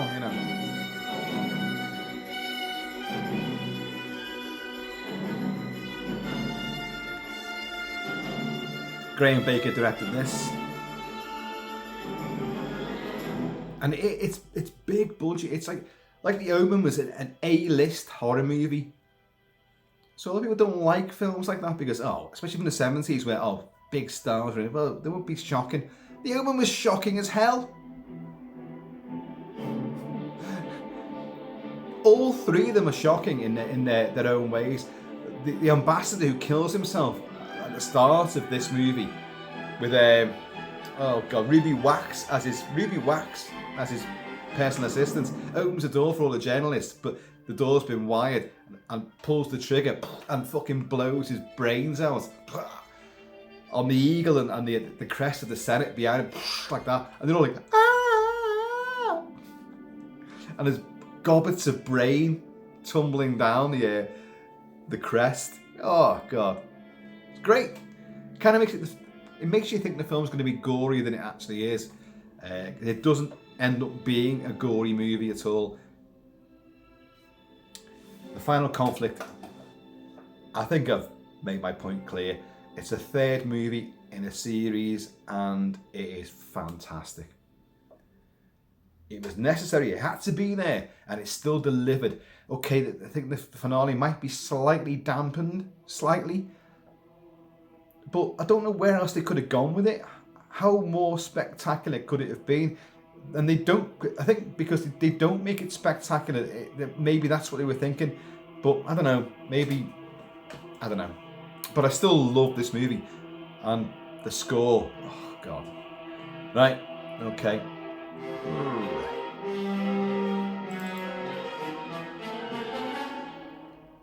Now, have I got the score for this? Again, I really should have checked all this out, shouldn't I?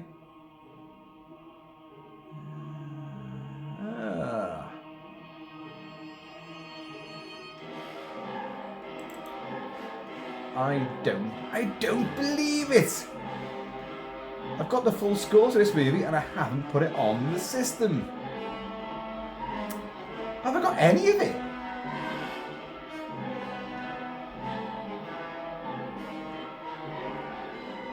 Damn it! Oh, I don't. But I'll tell you what I'll do.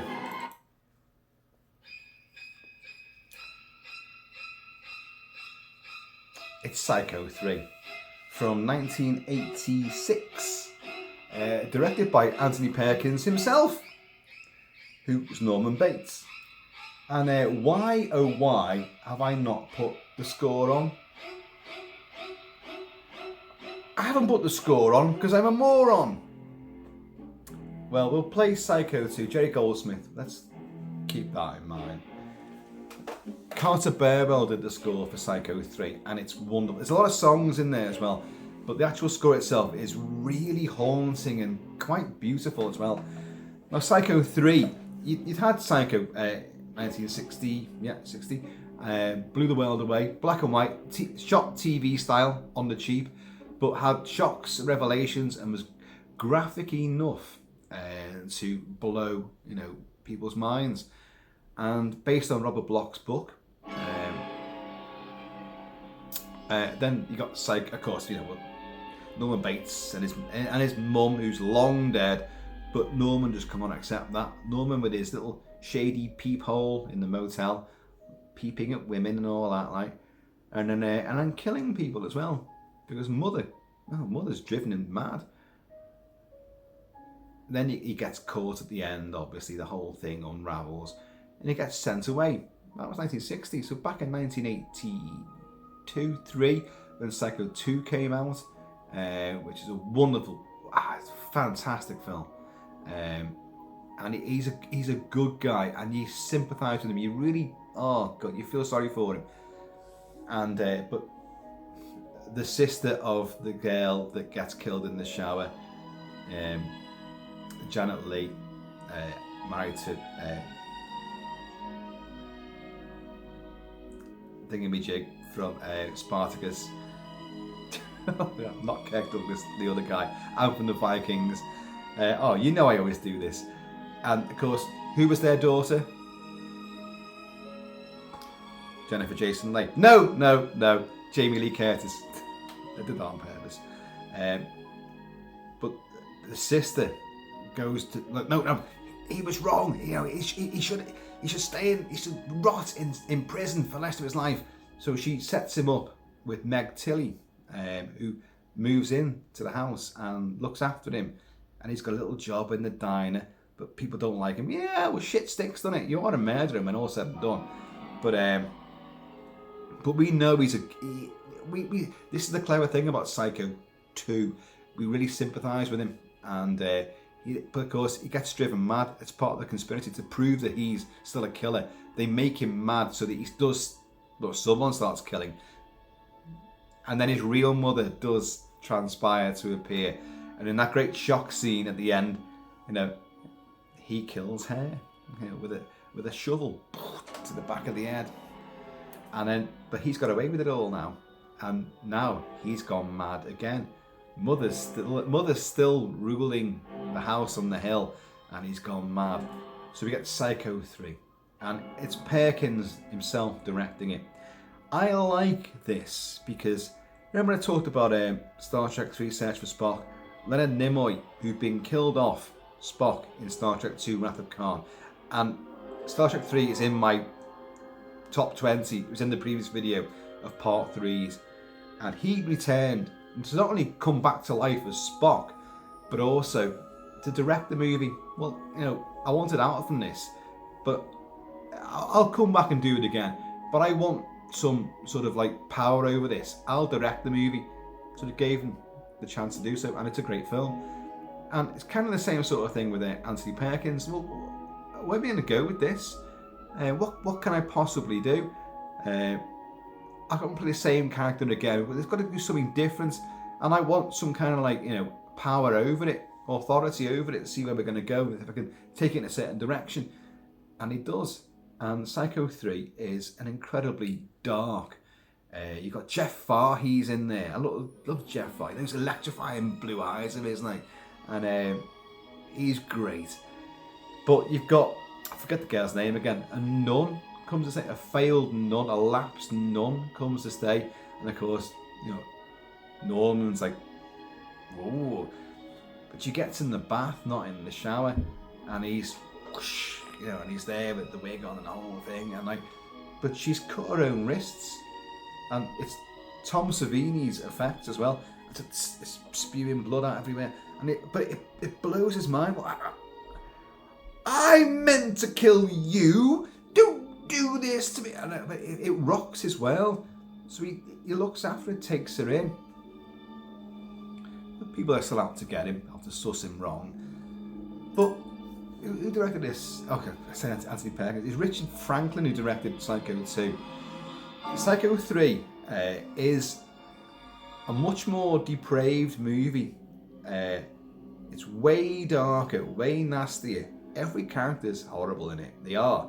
They've all got their own ends to achieve, but it's thoroughly despicable. It's not, again, I said Tom Savini, but it's not as gory as you might think. There's lots of claret on show, but it's only briefly. I mean, the most disturbing thing is the slit wrists. I always thought, but it takes it back. It takes it full circle. In Psycho, he's this innocent kid, but turns out that he's a fucking psycho. In Psycho 2, which Robert Bloch also wrote a book, Psycho 2, but the film is different from the book massively. But in Psycho 2, they cleverly brought him back, but made him sympathetic, and then only at the end has he gone mad. But you kind of well, what other chance did he have? So you then go back to this, and he's completely off his rocker. Norman's back to what's the tagline?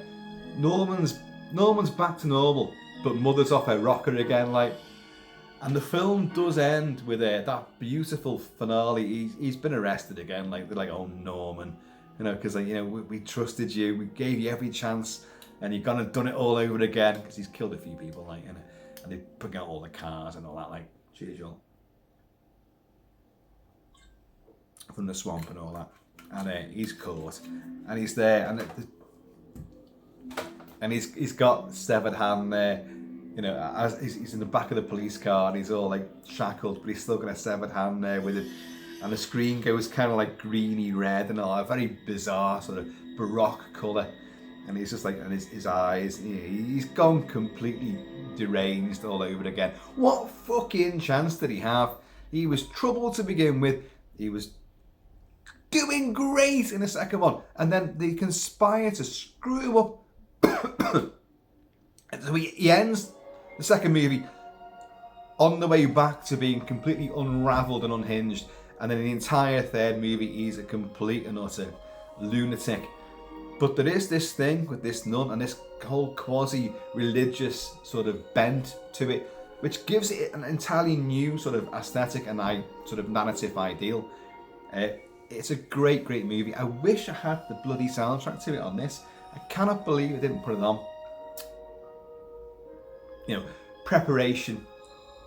Yeah, I have none of that. So, Psycho 3. Right, here's the last one, folks.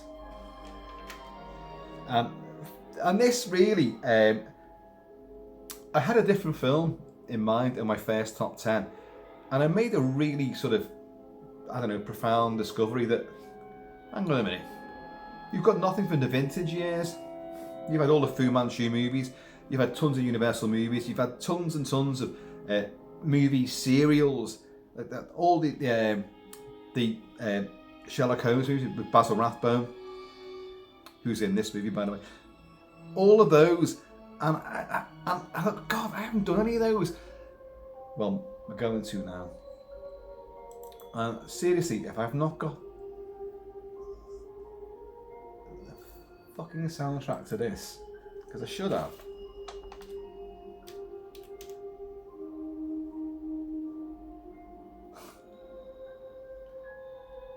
Oh, you are kidding me. No, just bear with me.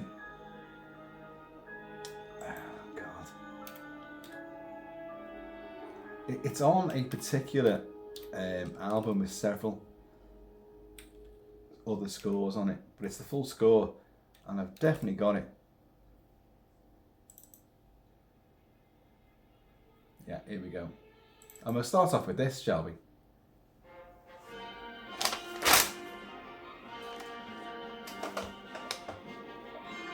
Hello, sir. Hello.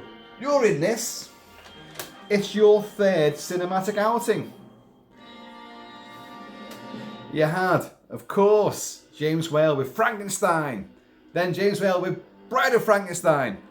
And then you got, what's his name? James V. Lee in 1939. Roland V. Lee, not James V. Lee. Roland V. Lee directed the third proper Boris Karloff Frankenstein's monster movie. Son of Frankenstein, which is truly awesome. Basil Rathbone plays the son of Frankenstein. That's not the monster. Everyone goes, to this day, I still go, oh, I'm dressed up as Frankenstein. No, you're not. Unless you're going to wear a lab coat and carry a Bunsen burner and shout, it's alive! Alive! Then you are not Frankenstein. Sorry, you're playing the scientist, not the monster. Because the monster doesn't have a name. He is the modern Prometheus, as written by Mary Wollstonecraft Shelley.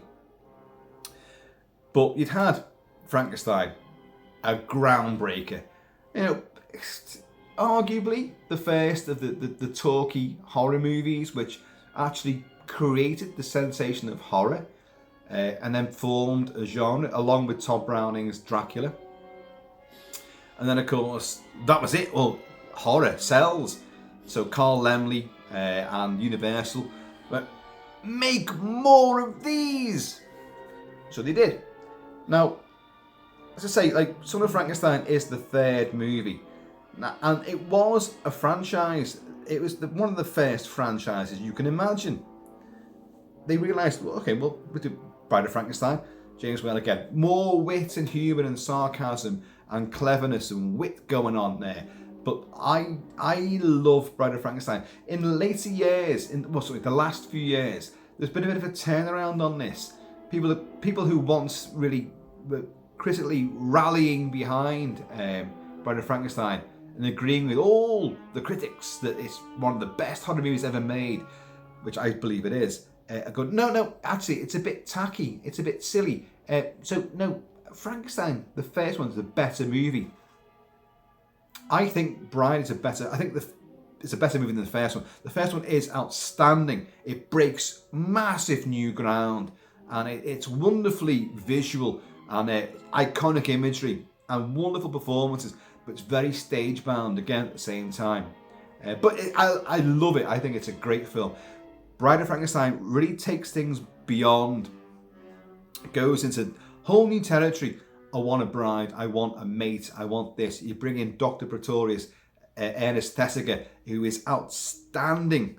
Although, I've always said this, if you look at his little homunculi in his little jars, he's got real living little beings in these little bell jars who all have personalities and can speak their intelligence, and they've got desires.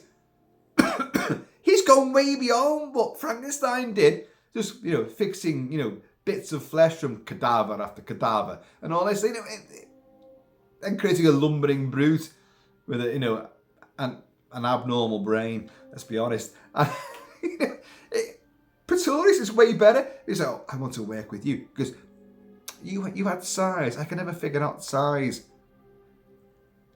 It doesn't matter. You've created these little people who are fantastic. Oh my God, you've made that leap. But it is a great, brilliantly action-packed and darker yet lighter movie. It's darker in many themes, but it's lighter in its sense of humour. And so, a great movie. But James Whale, we're not going to come back. He went on to The Invisible Man, and he wasn't going to come back for any more Frankenstein movies. And Boris Karloff wasn't really that interested in doing any more either, for that matter. And of course, he and Bela Lugosi, Dracula, were kind of like pitted as, the two rivals, the two titans of horror, but they kind of pitched against each other in many ways, but made so many great movies together, including this one. Sorry, I am beginning to gasp and cough and rasp a little bit here. But another wallop of this stuff should sort that out. Cheers, y'all. So we're set several years later. Quite a few years later, in fact. And Basil Rathbone is the son of Frankenstein, Colin Clive. And he plays Wolf Frankenstein. What a great name. Wolf. I'd love to be called Wolf. I don't mean the guy from Gladiators. But Wolf Frankenstein. And he comes back to inherit the ancestral home and all that. Like, villagers don't like them. It's like, well, you're not going to do these experiments again, are you? Oh, no. But that little watchtower over there on the other hillock on this hugely haunted miniature, mountaintop with the painted curtain background. All ominousness. Let's go and have a look in there. There's books, there's things that tell me about his experiments. And lo and behold, there is the creature himself. Yeah. Boris Karloff as Frankenstein again. Frankenstein's monster again. But now wearing the sort of bearskin rug, which gives him a distinctive new look, which is great about it as well.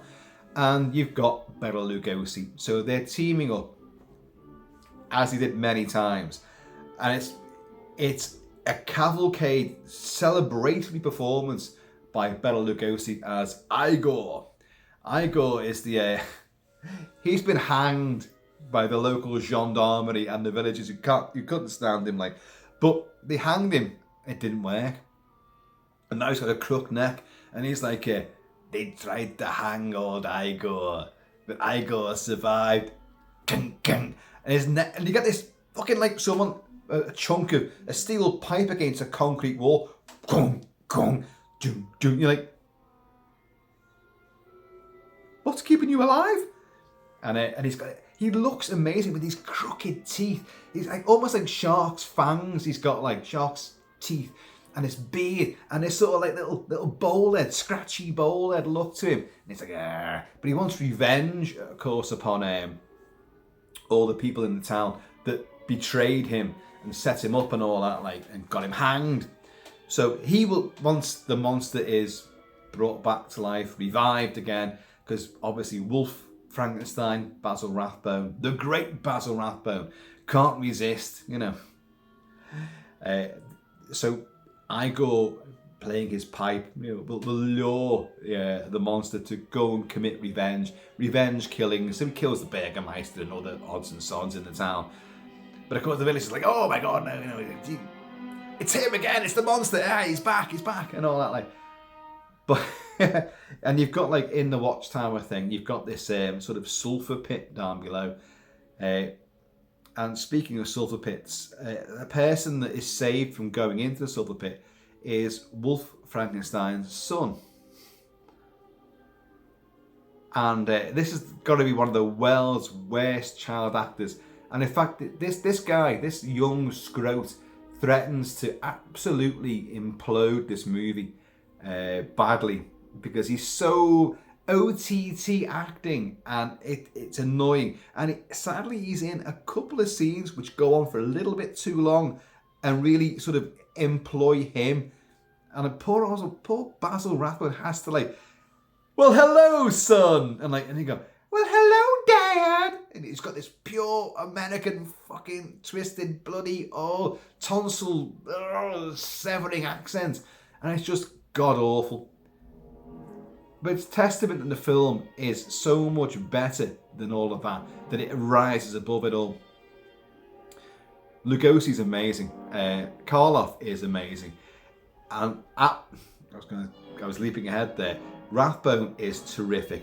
The sets are awesome. They're huge, baronial, but they're done with like a German expressionism. Lots of shadow, lots of off-kilter angles. Very sort of huge ante-rooms and hall rooms and dining rooms, but with like massive, bizarre staircases. You want to live there, because we're all horror fans and like, wow, it's just gorgeous to look at, and it's filmed superbly as well. But you also have the once great, now became very maligned, Lionel Atwill, who I've discussed a lot in other movie reviews, who is a great character actor, very often a bad guy, and in this he's not a bad guy, but and you kind of like you like the character, but he's not a likable chap, and he plays Inspector Krogh. Is it Krogh? Who's he keeps coming round to see Frankenstein. Are you sure you're not conducting experiments? This is the townspeople are speaking, and a riot is an horrible thing.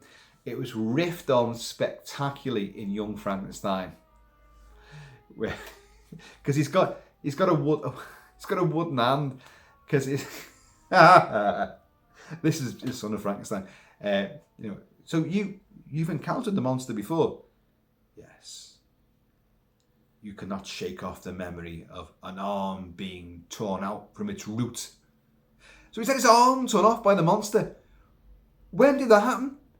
When in the timeline of Frankenstein, Bride of Frankenstein, did that happen? It just didn't. But it doesn't matter. It gives him like a gravitas and a reason to hate the monster and be suspicious of Wolf Frankenstein and any potential experiments he might be doing following in his father's footsteps. Footsteps.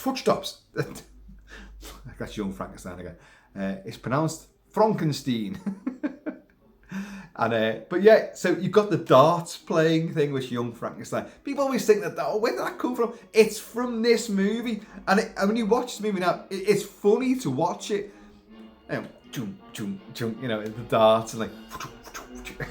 It's there. You have a great finale.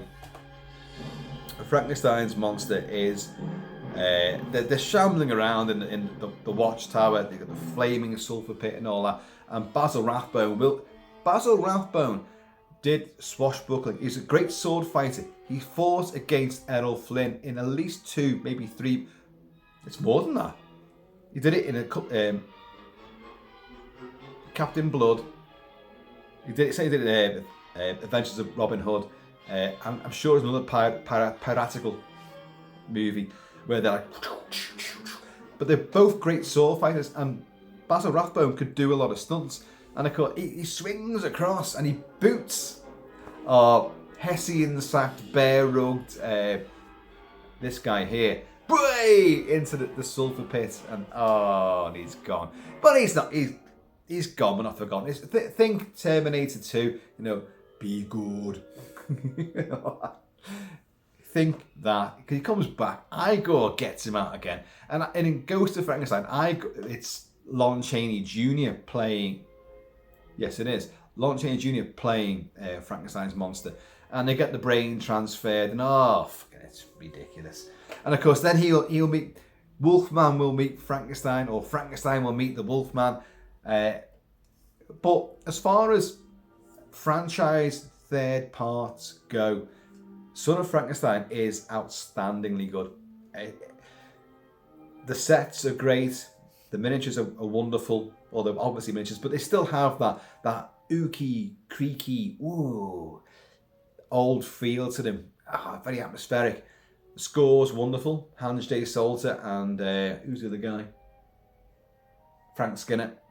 Not the comedian Frank Skinner. And it does build up nicely. You've got that annoying kid, but you've got Boris Karloff in there again, reprising the monster and being really good. Although he didn't want to do it, he didn't like doing this one. He was like, "Oh God, I've got to do this again." But you got Bela bouncing off him, and Bela Lugosi fucking owns this movie. I've bigged up Bela Lugosi so many times now because he made so many great movies and made so many bad decisions and got treated so badly and ended in a really bad way. But he actually had so much going for him. He was a great actor. But he got to Hollywood and he screwed everything up. He did himself no favours. He fought strongly for Hungarian values, for all the Hungarians that lived in, Hollywood. There was lots of charity groups which he set up, and he devoted too much time to them. Now, I'm not saying he shouldn't have done that, but he did it at the sacrifice of his own career, and then took lesser and lesser roles in films which were really, really beneath him. And he got done down, and in the end, everyone was he was a laughing stock. And yet, Bela Lugosi was incredible. And in this, God, look at him in this. The makeup again is outstanding.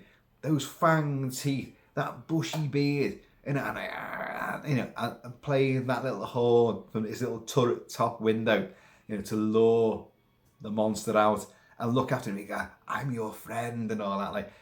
You save Igor, and Igor look after you. Gung, gung, gung. He's outstandingly good. It's him and Rathbone make this. Karloff is wonderful, but this is why this film is a great third entry, because of those two characters. Igor was an entirely new character brought in and became an iconic character. Even people that haven't seen the movie know Igor, because they've seen cartoons and Scooby-Doo. They've seen other versions of this. Igor. And it's always some kind of little hunchback, little swine who's involved in nefarious doings and dealings. But it's because Bela Lugosi in this movie, Roland Vealey directs with his style, gives a little bit too much of that bloody kid. But the build-up is nicely done. Nicely done. You've got a very Americanized, Stranger in a Strange Town, fish out of water for Basil Rathbone coming to his ancestral home. But it works. It works great. Folks, that is it. That is my final entry in the top 20 best part 3s of movies.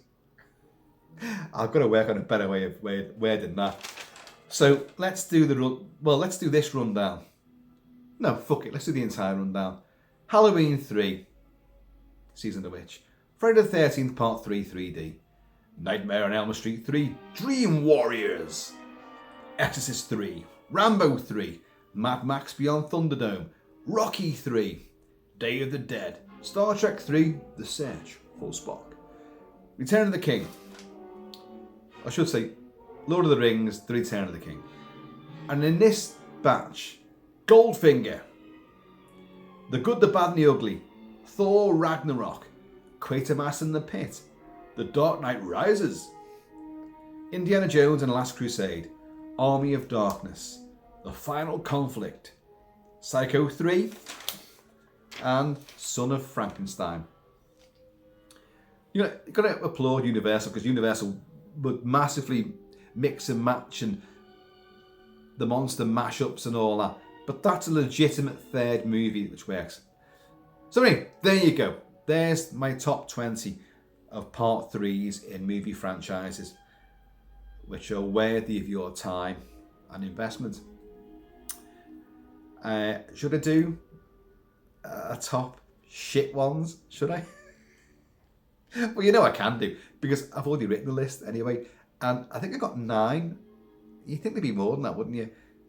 Because you could bring in Leprechaun 3, but then again, Leprechaun 1, 2, 3, 4, 5 are all shit, so what difference does it make? You can always find a franchise where the third movie's crap, because all the rest of them are crap around it as well. So, but I think I've got 9. And they're big films as well, but they're just, well, in my opinion. So I should do it, because I'll give my opinions across. Folks, this has been 2 hours. Well, didn't expect it to go on as long as that, did I? But it's still raining, so I've got nowhere else to go. Although there is a husky over there who's lying there with her fanged chin on her jaw like that, staring at me. Dad, we've got to go out. We have. But we'll find shelter from the storm in the pub. In the meantime, and it's ever, how many parts make a whole in between time? Please keep it Kilty, keep it Celtic, and I'm going to see you all. Boom!